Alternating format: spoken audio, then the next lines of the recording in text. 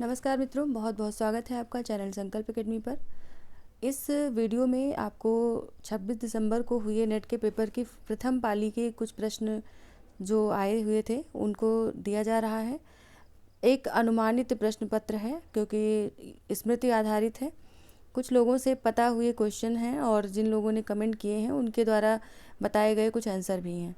तो शुरू करते हैं। पहला प्रश्न आप स्क्रीन पर देख पा रहे हैं। कुबेरनाथ राय के निबंध कौन कौन से हैं, ये प्रश्न पूछा गया था।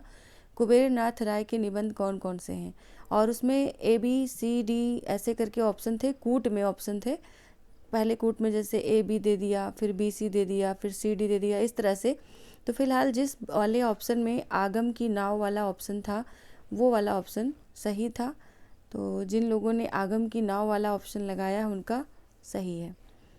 दूसरा प्रश्न आया था, दूसरा प्रश्न नहीं था, ये क्रम से नहीं है, पहले बता दे रहे हैं, क्रम से नहीं है, जो याद है वो बताए जा रहे हैं। भारतीय द्वीप के लेखकों को जितनी सफलता निबंध लिखने में मिली उतनी या नाटक या कविता में नहीं, ये किसका कथन था, ये पूछा गया था। तो ये कथन है डॉक्टर रामविलास शर्मा का। रामविलास शर्मा का कथन है। जिसने भी रामविलास शर्मा लगाया सबका सही ऑप्शन गया है। तीसरा प्रश्न है, लौट आओ धार कविता किसकी है। लौट आओ धार कविता किसकी है, तो ये था मिलान वाले क्वेश्चन में था, ये था शमशेर बहादुर सिंह की। अगला था, मेरे पास पाड़िनी में सिर खपाने का समय नहीं, भाषा ठीक करने से पहले मैं मनुष्यों को ठीक करना चाहता हूँ। चाणक्य ने किससे कहा, ये पूछा गया था। तो चाणक्य ने वररुचि से कहा था। वररुचि से ये वाला कथन जो आपको दिख रहा है कि मैं भाषा को ठीक करने से पहले मनुष्यों को ठीक करना चाहता हूँ। अगला प्रश्न था, ठुमरी कहानी संग्रह में कौन कहानी संकलित नहीं है। ठुमरी कहानी संग्रह में कौन सी कहानी संकलित नहीं है। तो जो ऑप्शन थे उसमें ऑप्शन थे तीसरी कसम और रसप्रिया, और एक याद नहीं आ रहा है फिलहाल, एक आदिम रात्र की महक, ये था।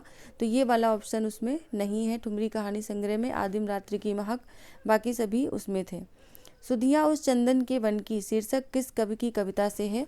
तो ये कविता गिरिजा कुमार माथुर की है, शीर्षक की कविता से है सुधिया उस चंदन के वन की। एक प्रश्न पूछा गया था, भाषा भूषण ग्रंथ की विषय वस्तु किस प्रकार का ग्रंथ है ये, तो ये अलंकार ग्रंथ है। हजारी प्रसाद द्विवेदी की रचनाओं का क्रम पूछा गया था। मैंने सोचा था यहाँ लिख लूँगी लेकिन लिखा नहीं है, फिलहाल मैं बता देती हूँ। हजारी प्रसाद द्विवेदी की रचनाओं का क्रम पूछा गया था। हिंदी साहित्य का आदिकाल था और हिंदी साहित्य की भूमिका था। ऐसे जो इनकी रचनाओं का क्रम है, चारों रचनाएं इन्हीं की पूछी गई थी, द्विवेदी जी की। तो ये रचनाएं इनकी क्रम से लगानी थी, ये वाला क्रम पूछा गया था। तो उसके सन के आधार पर इस क्वेश्चन को हम देख सकते हैं। अगला प्रश्न है, सरस्वती भुवन अज्ञेय के उपन्यास के पात्र थे। जिसने भी सरस्वती और भुवन वाला ऑप्शन सही किया, यानी कि उसमें इस तरह से प्रश्न पूछे गए थे, जैसे ए वाला ऑप्शन है, फिर बी ऑप्शन है, सी ऑप्शन है, फिर डी ऑप्शन है। अब ए ऑप्शन कह रहा है कि ए और बी सही है, ए और बी सही है, बी ऑप्शन कह रहा है बी और सी सही, इस तरह के कूट दिए गए थे। तो सरस्वती भुवन भुवन जिस कूट में थे वो वाला कूट सही था।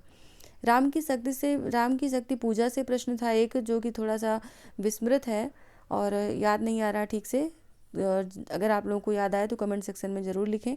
राम की शक्ति पूजा से भी एक प्रश्न था, शायद यही था कि किस का प्रभाव इस पर पड़ा है, ऐसा ही कुछ था। या राम जो है वो ईश्वरीय रूप में थे या मानव रूप में थे, ऐसा ही कुछ प्रश्न था।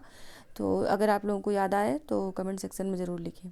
महिला आंचल का पात्र पूछा गया था। महिला आंचल का पात्र डॉक्टर प्रशांत हैं, कमला हैं, बालदेव, कालीचरण, मंगला देवी, लक्ष्मी से, बावन दास, रामदास, सेवादास, ये सभी हैं। तो इनमें से डॉक्टर प्रशांत और कमला, ये दो उसमें दिखाई पड़े थे। शायद आप लोगों ने कूट सही लिखा होगा, क्योंकि कमली जो आप पढ़ते आ रहे हैं महिला आंचल में, उसका नाम कमला भी महिला आंचल में दिया गया है। प्लेटो और कॉलरिज की रचनाएं पूछी गई थी। परिंदे कहानी संग्रह में कितनी कहानियाँ संकलित हैं, ये पूछा गया था प्रश्न। परिंदे कहानी संग्रह में कितनी कहानियाँ संकलित हैं, तो 7 कहानियाँ संकलित हैं। भारत दुर्दशा का अंतिम दृश्य क्या है, तो भारत की मृत्यु। परिवर्तन कविता की विषय वस्तु पूछी गई थी। परिवर्तन कविता की विषय वस्तु में क्या है, तो इसमें जो ऑप्शन दिए गए थे वो याद नहीं है, तो अगर किसी को याद हो तो ज़रूर लिख के भेजें। अरे यावर रहेगा याद कविता जो है, इसमें एक था कालिदास का तिरहुत, यही शायद था जो इसमें शीर्षक था, कालिदास का तिरहुत। ये इससे एक प्रश्न बनाया गया था कि किस प्रकार की कविता है। तो यहाँ से अब उसके विकल्प याद नहीं है, इसलिए उत्तर देना थोड़ा सा मुश्किल हो रहा है। एक प्रश्न था, क्या भूलूं क्या याद करूं कि लेखक बच्चन जी के पिता किस स्वर में गाते थे? ऊंचे स्वर में, गुनगुनाकर, मौन रहकर या सस्वर। इस प्रकार से 4 ऑप्शन दिए गए थे। तो इन चारों में से आपने क्या लगाया है ज़रूर बताएं। ये ऐसा प्रश्न था कि इसको मैंने कहीं पढ़ा नहीं है, इसका उत्तर भी मैंने नहीं देखा है, तो मैं इसको बताने में असमर्थ हूँ। अगला प्रश्न है, तीसरी कसम कहानी का गाँव कौन सा है? तो फारबिसगंज जिसने भी टिक किया है वो सही है। इसमें कई सारे गांव हैं, छतापुर पचीरा एक गांव, फारबिसगंज, ये सब जिसने भी टिक किया है वो सही है। चंद बरदाई ने पृथ्वीराज रासो में कवित्त या छप्पय छंद का प्रयोग किया है। अगर आपने कवित्त या छप्पय छंद लगाया है तो आप सही हैं। एक पद्धड़िया छंद भी इसमें विकल्प में था। अगला प्रश्न था, काव्यादर्श, काव्य अलंकार, औचित्य चर्चा, ऐसे ही रचनाएं थीं जो कि आचार्य क्षेमेंद्र से लेकर के अभिनव गुप्त तक की का क्रम लगाना था। तो काव्यादर्श दंडी की रचना यानी कि सबसे पहले वाली रचना यही आएगी। तो ये वाला ऑप्शन आप लोगों का सही था। अगर आपने काव्यादर्श जो पहला विकल्प सही था, मतलब दंडी वाला ऑप्शन लगाया था, तो आप जो है सही थे। आगे की रचना यानी कि कहानियों का क्रम पूछा गया था। कहानियाँ याद नहीं है इसलिए लिखा नहीं गया है। कहानियों का क्रम पूछा गया था। अगर आपको याद है तो कमेंट सेक्शन में ज़रूर लिखें। राग दरबारी में गांव का चित्रण, कौन से गांव का चित्रण हुआ है? तो शिवपालगंज का चित्रण हुआ है। रस सारांश के रचनाकार पूछा गया था मिलान वाले प्रश्न में। रस सारांश के रचनाकार हैं भिखारी दास, और बाकी प्रश्न जो था वो पूरा प्रश्न याद नहीं है और विस्मृत है। और दूसरी चीज़, जो भी कैंडिडेट जिन्होंने लिख के भेजा है प्रश्नों को, वो भी कंफर्म नहीं है। ग्रुप में हमने मंगवाए थे क्वेश्चन, जिन जिन लोगों ने भेजे उनके आधार पर ये क्वेश्चन दिए जा रहे हैं। झूठा सच में विषय वस्तु क्या है? तो आप जानते हैं विभाजन की त्रासदी, और विभाजन की त्रासदी थी, और कुछ सांप्रदायिक दंगों पर भी ये थी। तो ऐसे ही कुछ विकल्प दिए गए थे। प्रिय प्रवास में सर्ग मिलान वाला प्रश्न था। तो आपको पता है प्रिय प्रवास में 17 सर्ग हैं। एक विकल्प था जिसमें लिखा था प्रिय प्रवास में 27 सर्ग हैं, तो वही वाला गलत था। और उसके साथ जो कूट वाले प्रश्न में था ये, तो जिसमें 27 सर्ग वाला कूट दिया गया था वही वाला कूट गलत था।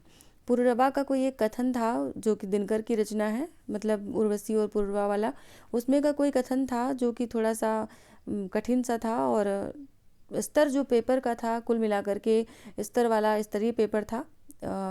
सही मतलब थोड़ा सा सामान्य, थोड़ा सा टफ और थोड़ा सा मीडियम क्वेश्चन बना हुआ था। तो पुरुरवा का जो कथन था वो याद नहीं है। अस्तित्ववादी विचारक कौन नहीं है? तो ये एजरा पाउंड नहीं है। आपने अगर एजरा पाउंड को लगाया तो आप सही थे।